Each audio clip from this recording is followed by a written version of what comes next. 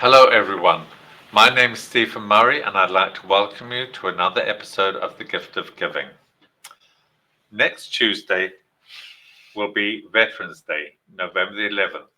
This is a day when we honor those who have served our country in the armed forces. One of the groups that doesn't always get recognized as often as they should are the women who have served in the armed forces. So today, I'm very, very delighted to welcome to the program Bobby Oates. She's the honor team, of Women Veterans of Nevada. Bobby, thanks for being with us. Oh, well, thank you for having us. No, it's a pleasure and an honor to have you on telling us what Women's Veterans in Nevada do. First of all, I'd like to thank you for your service. And in which branch of the military did you actually serve, and for how long? I was in the U.S. Air Force for 23 years. I was in aircraft maintenance. Oh, wow. Good for you. In 76, they had expanded the career fields for women, and maintenance was one of them. And being a farm girl and I could lift a 20-pound toolbox, I got put in maintenance. That's funny. So could you please give us a brief overview on the mission of Women's Veterans in Nevada? How long it's been around? Well, it's been around since Governor Richard Bryant said that we needed to have women veterans recognized. So we organized it was kind of like the state asked us to form this group. So it was about 1985 or so. So to get together for women to talk about women veterans issues, because women veterans are kind of forgotten about. Yes. Because we don't have a large number. Like when I came in 76, it was only 5% of women. We're up to 20% now. Wow. But so we've made some progress. We still have a ways to go. But it was so that we could reach out to other women, because women veterans, a lot of time, because we're not recognized, they kind of fade into the woodwork. And it was time that, our stories were told. And that was the mission, to get out there and tell our stories and to get other women to tell their stories. Because a lot of time, if women have had a negative experience, when they do get out, they kind of fade away into the woodwork and kind of disappear. And those are the women that we really need to reach out to, because there's services out there that can help them. Yes. And, there's mental health services and things like that, we're pretty tough. We just, we'll press on and, take care of other things. And, we do our service, and then we press on with they have families, children, jobs and things like that. They kind of forget that they were a veteran. And so we're just trying to remind them their service was important. Yes, it certainly was. And there are a lot of services in your organization, a lot of things that you're involved in and deal with, and we'll be getting into those a little bit further into the program. But before we get into the details of Women's Veterans of Nevada, I'd like to mention the Military Women's Memorial in Arlington, VA, and you're an ambassador from Nevada. So how did that come about, and what does it entail, you being an ambassador? That's quite an honor in many ways. It is. I think it was our director at the time for the Nevada Department of Veterans Services. The memorial reached out to them to see if they had any women in the area. And my name came up, and I got a call from Jan, and she asked me if I wanted to be an ambassador. She sent me an application. I filled it out. I think I was one of the first ones for Nevada. I think we have 3 now. There's 3 of us now. But our mission is to let people here in the state know about the Military Women's Memorial. It's over 25 years old. It was started to tell our history, because there was no place. There was monuments for men and museums for men, but there was nothing for women. And General Wilma Vaughn, said, no, we need to do something for women. And they found the entrance to Arlington, a beautiful place, to set it up. Fundraising, I was a charter member to start with, with donations. And it's just a place to tell our story. And every ambassador is challenged to get 500 women to register from their state. We're not doing so good on that. I think we've got about 100 this year that have registered, so we're a long ways from the 500. But it's for us to let women know there is a place for us to tell our story, to be known. And when you register, you have your registration. And so, like, if people, their grandkids or great grandkids can come and put in great grandma's name, it'll pop up and it'll tell her history. So families in the future can see, what us women did. And Nice. and they have different exhibits every year to, like, the women nurses. They'll have an exhibit. The women that served in Vietnam, they'll come up with different exhibits to showcase what women have done. And they have different programs. A lot of women, especially in the DC area, go to the memorial for their retirements or promotions. So it's a place to tell our story. Of the over 2 million women that have served, we've only registered about 300,000. So we've got a ways to go. Wow. Yes, that's still quite a ways, but you'll get there. Hopefully. Determination happens. Do you know how many women's veterans we actually have here in the state of Nevada? I'm not really sure how many. I know Probably hard to get the number for 20 or 30,000 at least. There's probably more than that. The Department of Veteran Services puts out their annual report, and I didn't look at the last numbers, but we're growing. The VA hospital over here has a large women's clinic, and they're growing by leaps and bounds of the number of women that are registering for services. So that's a good thing. And that's an important thing because a lot of times, especially we're finding of the suicide rates, that a lot of them have not registered with the VA. And if we can get the women to register with the VA, that gives them a little better chance of probably not committing suicide. Yes. One little gesture like that can make the world of difference. It can. That's for sure. What's the current membership of your club? We have about 100 members right now. We're always looking for new. It's for women veterans.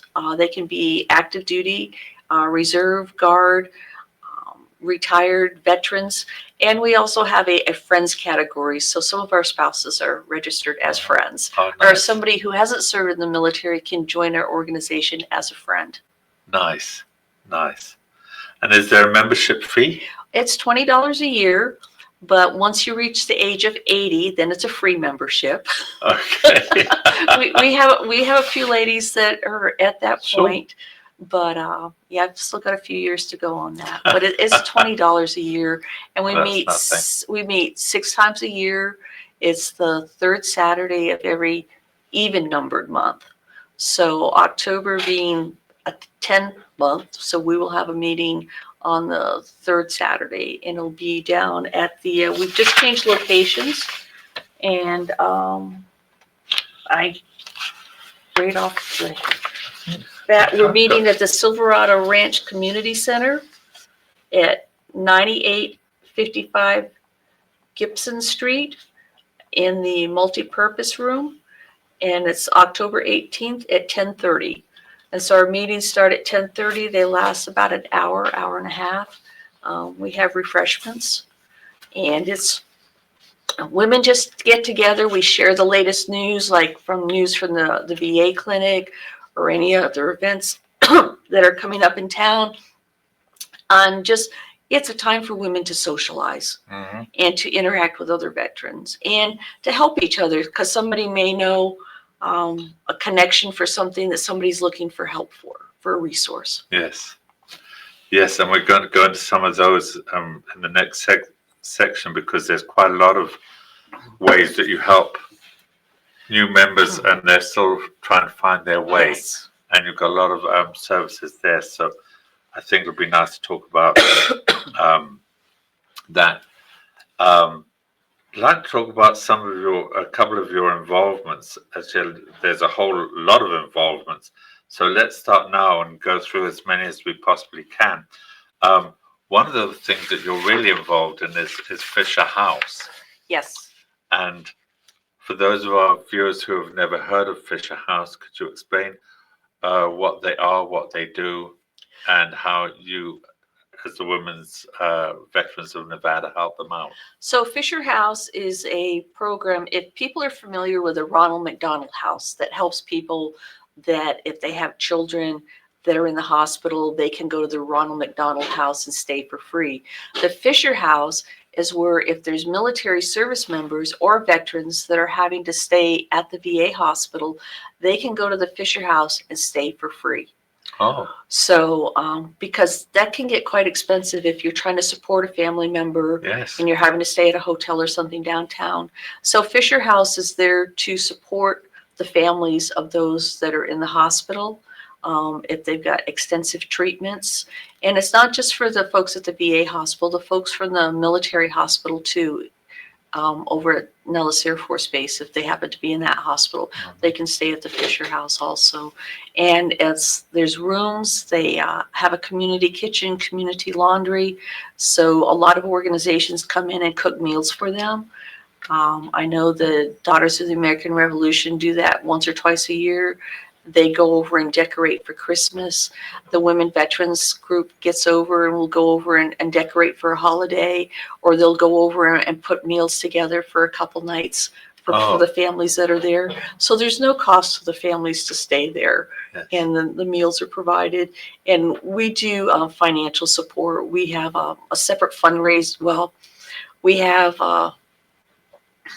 we donate, we have a 50-50 drawing at our meetings. So if there's like $100 in the pot, whoever wins gets the 50, and the other 50 we put towards our Fisher House fund. Cool. So that's how we raise money, or just people just donate within the group. Nice. So we try to give at least $500 to $1,000 a year.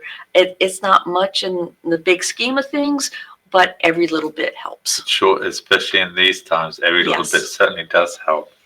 On that note, we're just going to take a brief sponsorship break. Please stay with us, folks. We're going to be right back. Tariffs, pandemics, rising inflation. The Joshua Dowden team is ready when volatility happens. Markets fluctuate for reasons nobody can control. Don't let the headlines drive your financial plan. The Joshua Dowden team at Priority Wealth Partners has served Summerlin retirees for 3 decades. Our 5-tier risk management strategy matches our strategies with your goals, with plans designed for your assets to be there when you need them. Conveniently located at the heart of downtown Summerlin. Call Joshua Dowden today or visit DowdenFinancialServices.com. Hello, everyone. Welcome back, and I'd like to welcome back Bobby Oates on a team from Women's Veterans of Nevada. Thanks again for being with us today. I know you've got a very, very busy day. Well, thank you. So moving on with some of the things that you're involved with, one thing that was impressive was you help out with burial honors at Southern Nevada Vets Memorial Center each week. Yes. And these are like where you help out for homeless vets or those veterans without families. Yes. That's a very, very nice thing you could do, that you're doing. And what's involved in to do the planning or services? How do you actually? What it is, involved several years ago, there was the women vets found out that some of our veterans were being laid to rest with no family. So they partnered up with the Vietnam Veterans of America, and started doing services on Thursday mornings. Women vets would do the even number months, and the Vietnam vets would do the odd number months. Well, over the years, unfortunately, a lot of the Vietnam vets passed away, and so the women vets started taking over the whole ceremony. We go out. Services are at 8:40. Right now, the chapel's under renovation, so we're down at the committal shelter. And what we do is we read a service. The branch of service for the deceased member comes out as for an honor team, for the honor details. They come out and fold the flag. So I have the Air Force Honor Guard from Nellis that will come out, the Army National Guard, the Navy Reserves, the Marine Reserves, and if by chance we should have somebody from the Coast Guard, they come down from Alameda, California to support us. My. So they fly down for that. So I read a service, I read a prayer, and then we do a flag folding, and that's when the Honor Guard folds the flag. And then we do another reading, and then we escort them to the burial site. And while we're doing the service, the Southern Nevada Patriot Guard Riders line the chapel with flags, with American flags. And they also have the flags for the branch of the service of the member that we're holding the service for. And they also have the POW-MIA flag. So there's members from other organizations that come out to support, Sure. to do the audience. When we lay them to rest, we place a flag and flowers.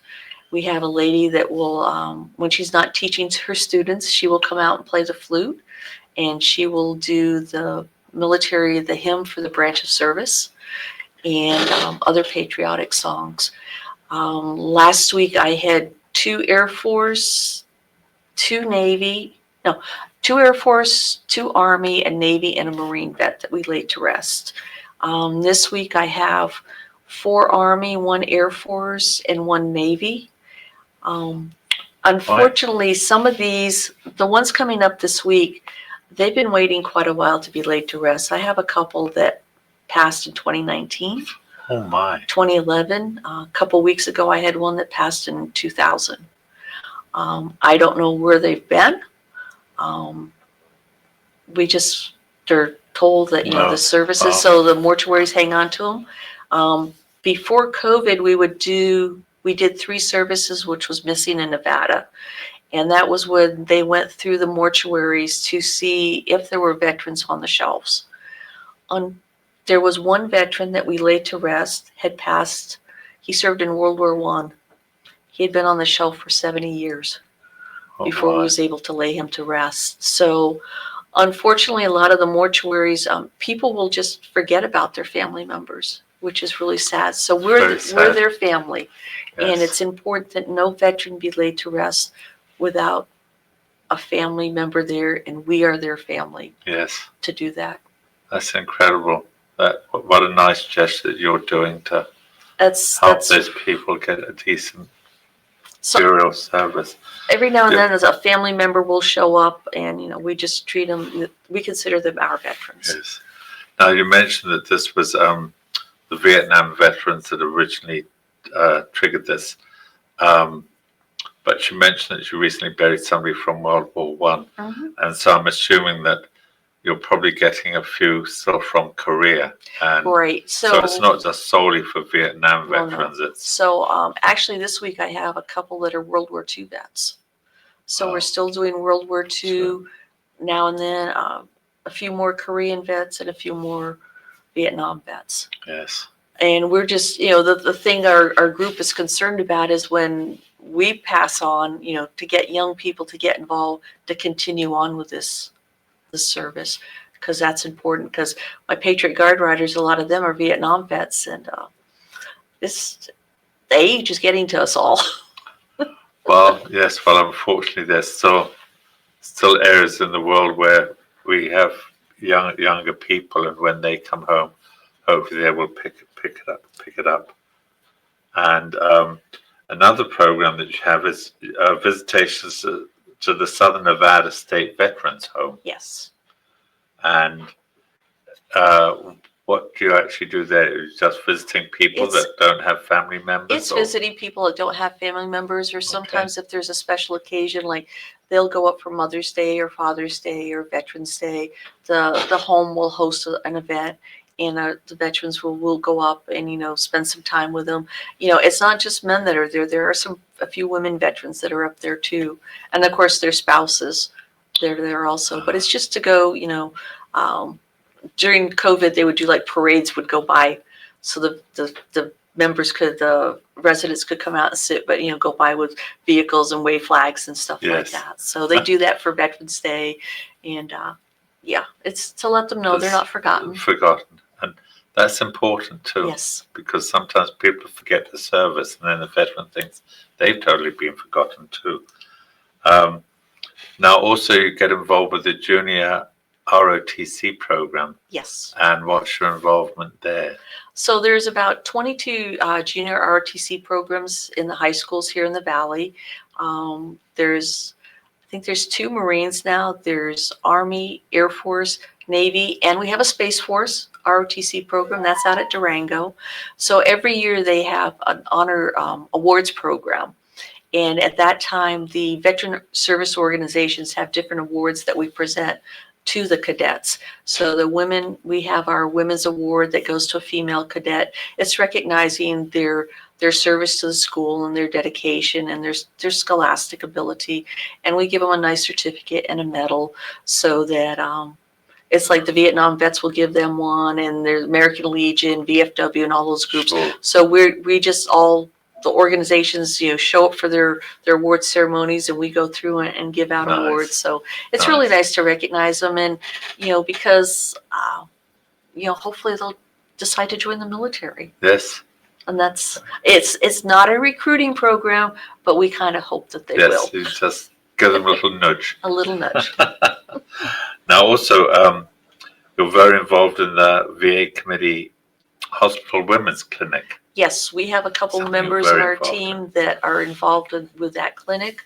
Also, some of us, we go to the monthly VA commanders calls to get the latest information of what's happening at the hospital to share with our members.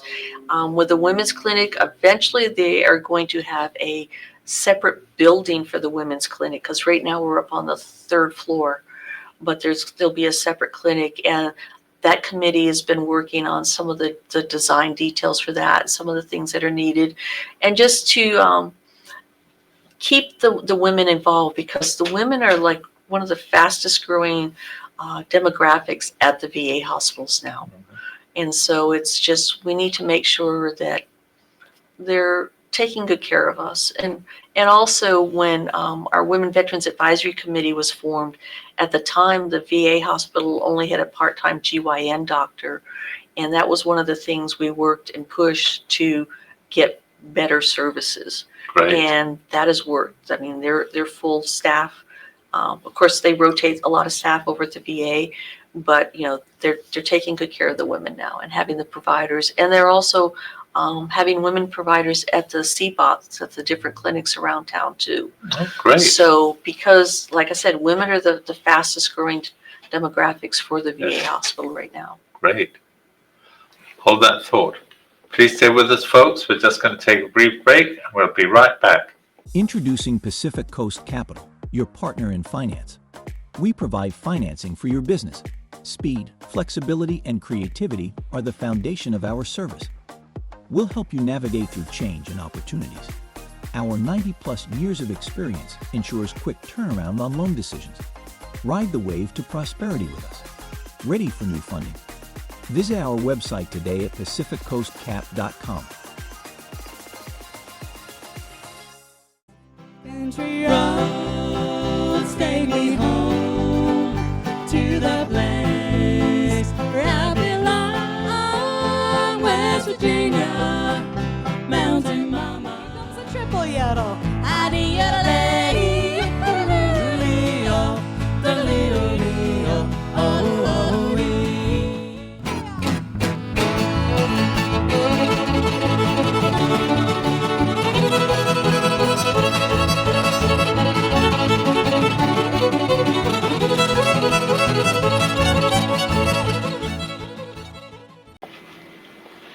Welcome back, everyone, and I'd like to welcome back Bobby Oates from the honor team of Women's Veterans in Nevada. When we were talking on the phone the other night, you said that one of the things that you do at your meetings is some of the people come in, they're not aware of the benefits to which they're entitled, and so you help them out.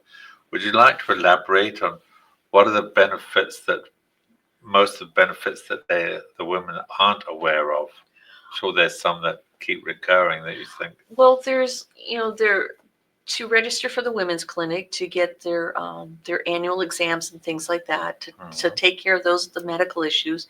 Also for the mental health issues. That's a big thing, because unfortunately, several women have had bad experiences with the military, and they just try to, like I said earlier, try to just fade away. But those are the women that we try to get help, some mental counseling, or just some wellness, taking better care of themselves, self-care. That's, us women, we're just kind of, if we don't take care of ourselves, we're taking care of everybody else. So we're very bad at taking care of ourselves. And sometimes you just need like a little group that can help you do that. Sure. So, and that's another thing with our group that if somebody's had a bad experience, maybe somebody else has had that and they found some help, just to coach them Sure. along. Unfortunately, like, breast cancer comes up. Some women of our group have experienced that. We're there to support them, to encourage them, and they do that for other women that are going through something like that. We don't want women just to hide away in their house and just disappear. Yes. Because if you get out and are active, interact with people, it helps your mental health and your physical health. Yes. So that's one thing that we try to do to help them. It's safe to come out. Yes. One thing you mentioned too was breast cancer. And I noticed you had what they called Paint for Pink event. Mm-hmm. And that's to raise money for Right. breast cancer. Is this something you do once a year, or is it just one? This was just just a one time one time, and to You've get just been people in, asked to get involved in. But several years before COVID, out at Lake Las Vegas, they had the dragon boat races. Mhm. And that was in October for breast cancer awareness. And one of the local casinos sponsored our women to do the dragon boat. So that was, I didn't participate in that one, but some of our gals went out and were doing the rowing with the boats, and they were like, this is really hard. I think the second year, I think they placed they were like tired. Okay, we're done. But they're like, no, you qualified. You go to the next round. And they're like, So they went to the next round. I mean, they didn't win any big trophies, but they were out there showing that women veterans could be out there and support people. So, Nice. Now, when the show airs on the 5th of November, you're part of a Veterans and Friends Small Business Expo. mhm. And if people are watching this today or on the 5th, it's 6 o'clock at night to 9 o'clock. Can they still go, or is it Yes. something that it has to be ticketed ahead Nope, of time? they can go and just see what's going on. We're going to be there with an information table. One of our members, Sergeant Dixie, she's our businesswoman, and she's the one that got us connected with this group to go out and just wave our flag that women vets are out here, and there are several women in our group that do have small businesses. Okay. So it's to help them and just to let people know we're there.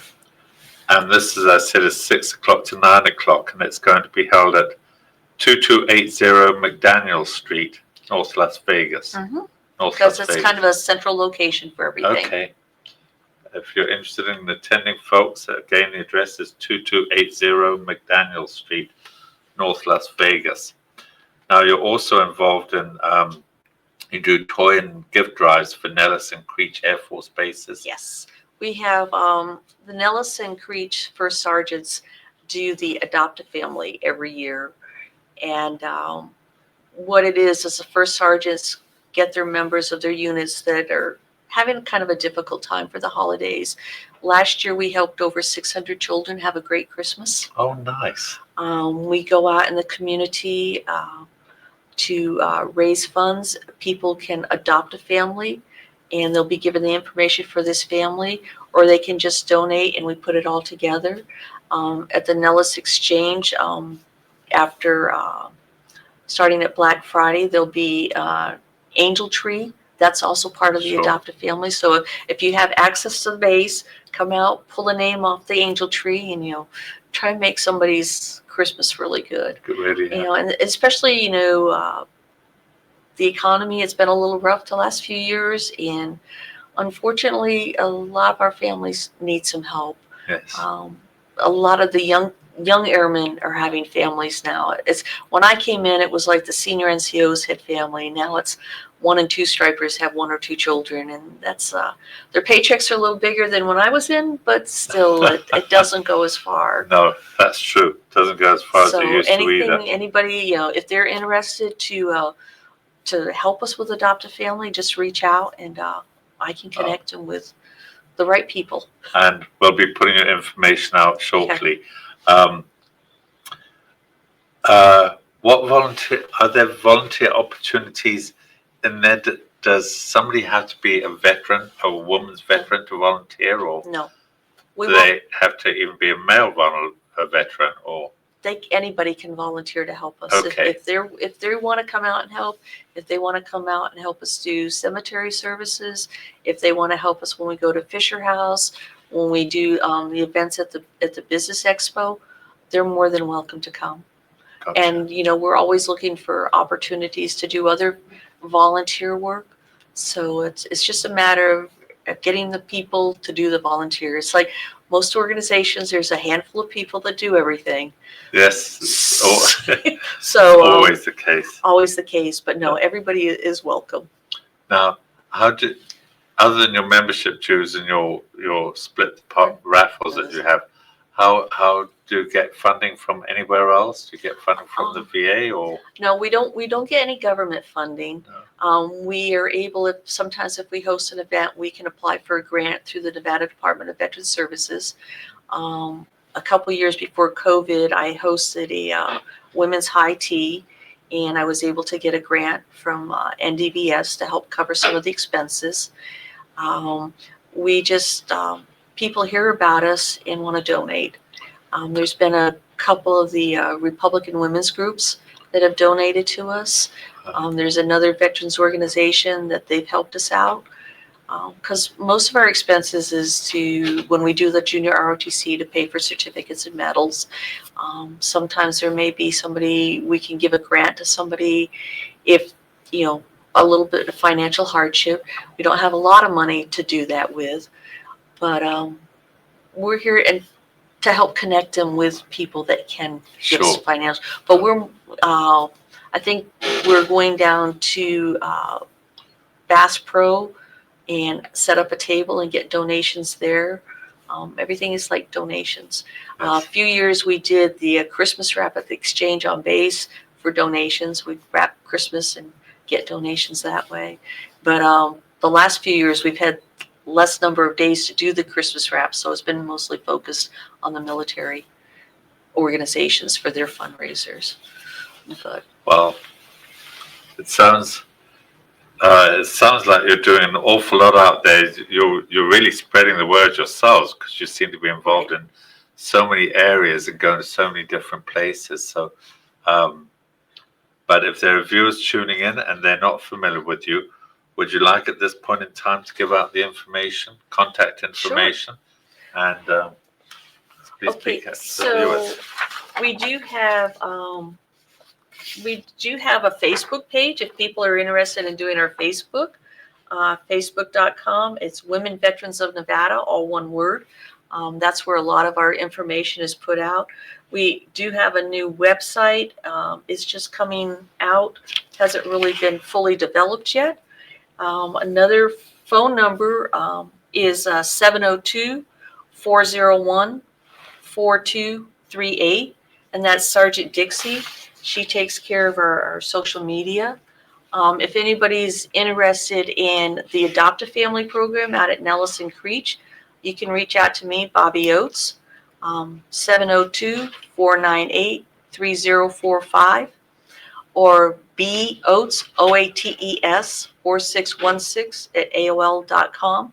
And I could connect you with the folks on Nellis and Creech for our Adopt a Family program. And we're also doing, one of the vet organizations is doing Turkey for Troops. So we're raising funds to do that to help our airmen at Thanksgiving also. Nice.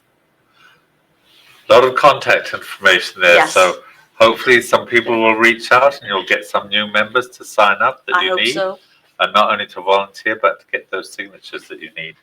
And we're trying to connect women and to connect them with a service that they earned. Yes. It's nothing's being given. It's you earn. You raised your right hand.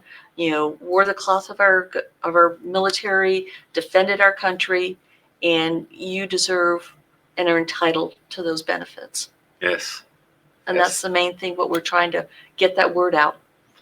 Well, you're certainly doing an outstanding job of getting that word out with all the places you're going to and speaking. Mm. So thank you for taking the time, Bobby, to be with us today. Oh, well, thanks for And the thanks privilege. for doing what you're doing for not just for women's veterans of Nevada, but for veterans in general, what It's- you're doing. So It's all from the heart. I can tell that. I can tell It's that. from the heart. So, Thank you. Thank you. And I'd also like to thank John Stiles, our show's producer and station owner of WWDBTV. I'd especially like to thank our sponsors, without whom we wouldn't have the program. They're Priority Wealth Partners, Pacific Coast Capital, the Firelight Barn, and my late business partner, Ralph John Champion. He's left a legacy by continuing to sponsor this program. I'd also like to thank Friends of the Gift of Giving.